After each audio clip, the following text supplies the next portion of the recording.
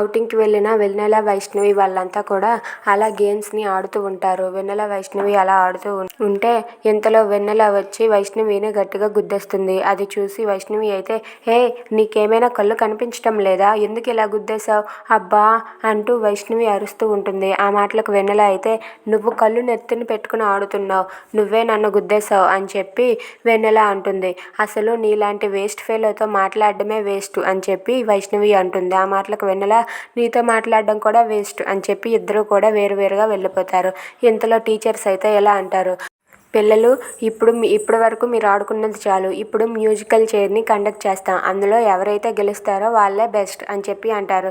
దానికి అందరూ కూడా సిద్ధమవుతారు.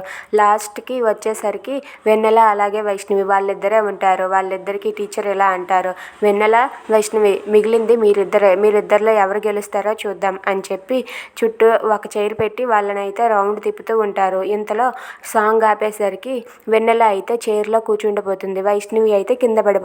అది చూసి వైష్ణవి అయితే కోపంతో రగిలిపోతూ ఉంటుంది. ఇక వెన్నెల అయితే చైర్లో కూర్చొని కాలు మీద కాలు వేసుకొని, ఎస్, నేనే గెలిచాను, నేనే గ్రేట్ అని చెప్పి అంటుంది. అది చూసి వైష్ణవి అయితే, ఎంత పొగరు నీకు అని చెప్పి తన మనసులో అనుకుంటూ ఉంటుంది. ఇక వెన్నెలని వాళ్ళ ఫ్రెండ్స్ అంతా కూడా వెన్నెల గ్రేట్ అని చెప్పి అంటూ ఉంటారు. అది విని వైష్ణవి ఓర్వలేకపోతుంది. If you like this video, please like, share and subscribe. Thanks for watching.